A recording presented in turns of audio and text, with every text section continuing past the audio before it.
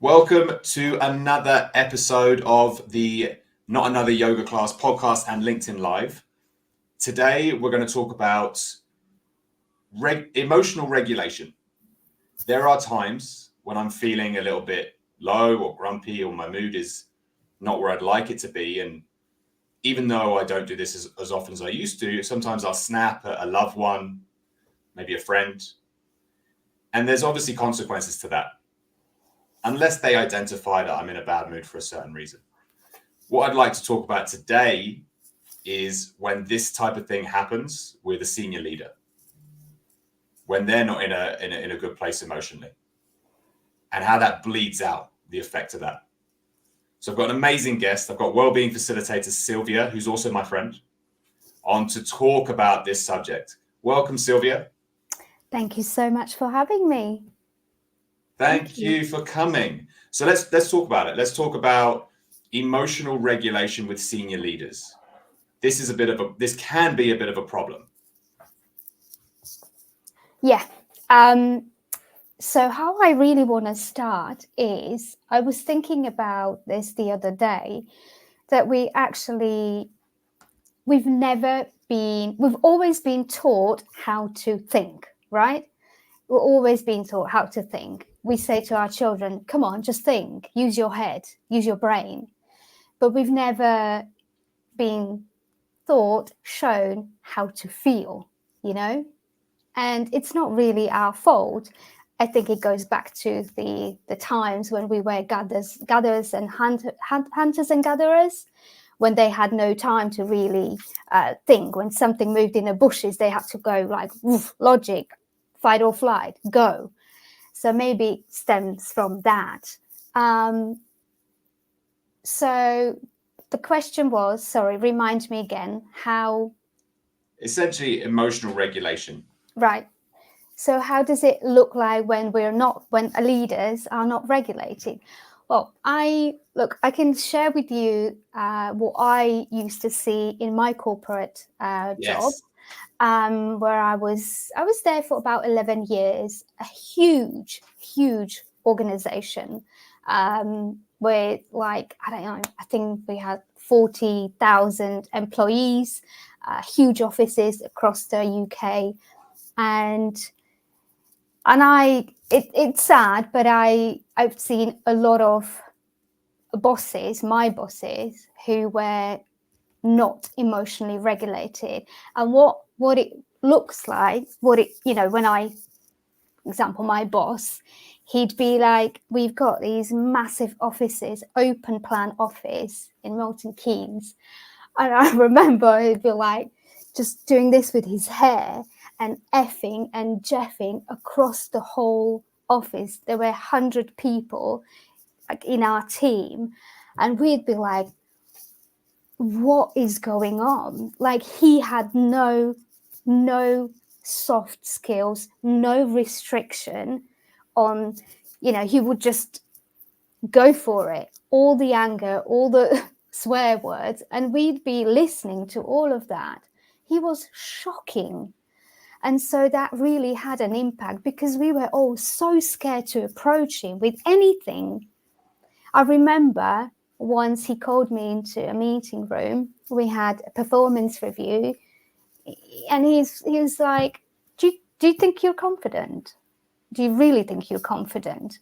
And I was like, are you trying to beat that little bit of confidence out of me, or are you trying to help me? Just no compassion, no soft skills to actually help me, and just a lot of negative words and a lot of swearing. And yeah, it just really impacted the entire team, and not just him, but I had many bosses who were like that. And it's just, the culture is just toxic. And what happens? Like, how does that affect it? Do people leave? Do people try and move across different teams? So in that particular time, a lot of people left the team, because you don't want to be, you don't want to be in that environment. I remember one of my friends, she came out of meeting room sobbing because he was just so bad in, you just didn't know how to talk to people, you didn't have the soft skills or the emotional regulation. So yeah, a lot of people were kind of moving across to different teams. It's just really bad atmosphere, and you just don't perform as well as you could. That's the key, right? You just don't.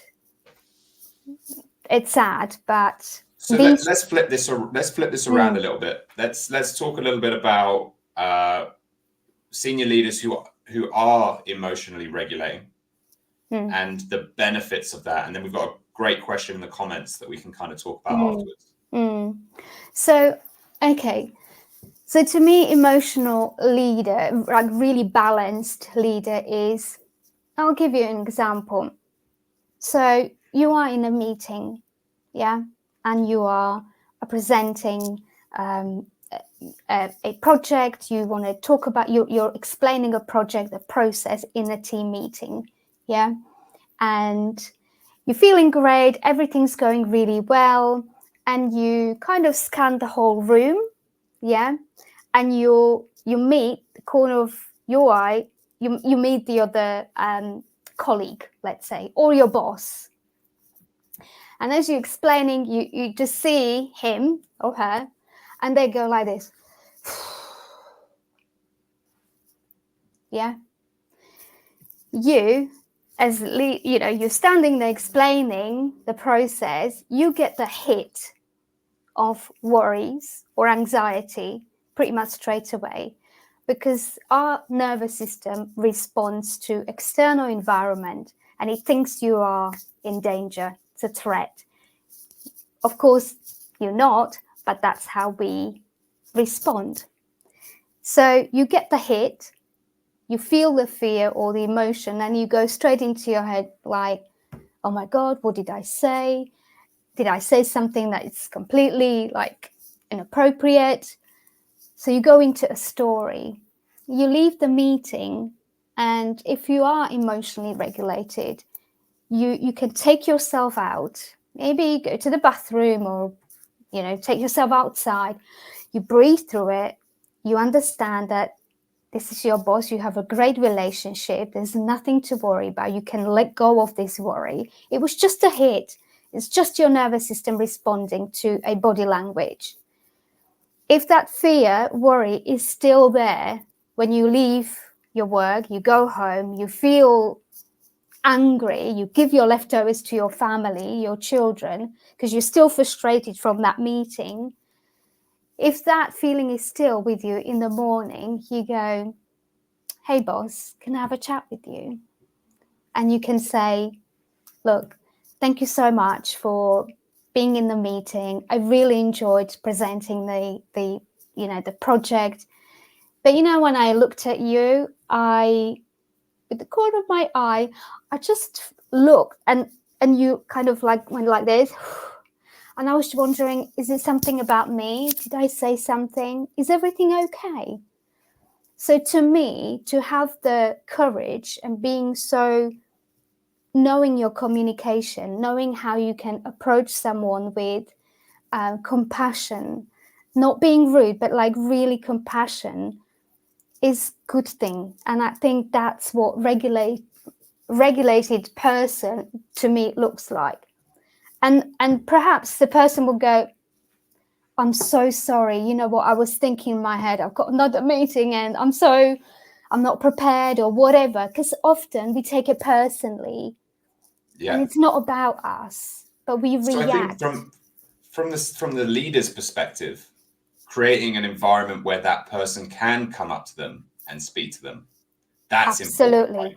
And that to me is huge. That to me is a regulation. It's not just, it's all about that.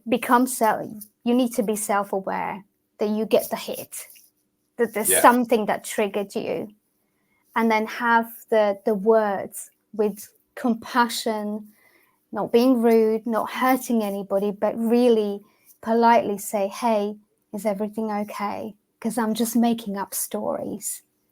Can you imagine environment like that? You know, where you I've been in one. Perfect. Tell me, how was that? I've been in both. I've been in both environments where I've had a manager or leader that has allowed me to have conversations about them. And our relationship was incredibly strong because he essentially taught me how to be tactful in having those conversations instead of going in and being like, you messed that up. You could have done this better. It's more like, this is how it made me feel. This is, I've had that. I've also had the opposite side of things. I've had the other side, which, you would never speak to somebody. You had a manager or a leader, there's no way you could communicate in a productive way. It just wouldn't happen. So you take the hit and you take the hit and you take the hit. We've got Tom in the comments actually talking a little bit about neurodivergence, because obviously somebody who is neurodivergent is going to have a more difficult time having those conversations. And a senior leader who is neurodivergent might be struggling to regulate their emotions in the same way. So let's talk a little bit about that. Let's talk about senior leaders who are possibly neurodivergent, who are struggling to regulate their emotions in the same way. What advice would you give to that person? Okay. You know what? I just think that I absolutely would love to see that senior leaders, neurodivergent, or any leaders would have a coach facilitator who could really teach them about the feelings and emotions and the communication if they are really struggling to express how they feel. To me, understanding that collaboration between the thought, feelings, emotion, and how you can express it is really important. And also, like, you don't really hear people, you don't hear explanation of how the actually body works, like how emotions work. Like, how do you safely express what you're feeling? So maybe, are you suggesting that organizations should, one, be more aware of their neurodiverse population, especially senior leaders? Absolutely. And to provide some coaching and some help for those people. Absolutely. So that some symptoms of their neurodivergent situation doesn't necessarily bleed out in a negative way. And in fact, we can harness some of the good stuff that comes from being a neurodiverse. Okay. Because you don't really hear, you have the stress management, and we have, I guess, a lot of different workshops, but no one really explained to you what do you do with emotions and feelings and how they can stay in your body for so long, and then the impact that they have on your productivity, communication, and everything that you do. So to me, that's really important to know. Okay, my emotions will release chemicals into my body. So it's really important that I don't hold on to this anger, or, if you want to really express something, learning the ways how you can really move through that emotion is really important. This is great. So I think the sort of theme of this is communication, right? It's not only just, creating an environment where communication is necessary, but also potentially even providing coaching to make sure that it's as productive as possible. This is good. This is good stuff. So Silvia, what is it that you're doing currently, and how are you helping? So I work with carers, so carers organizations. I work with carers first, non-paid carers also who are working full-time, they're employed. And I do a little bit of work with students as well, because it's really important that they understand how to regulate their emotions. So I teach them all of the tools and techniques, and teaching them about how the emotions work. and the whole process about emotions, how they need to release it safely.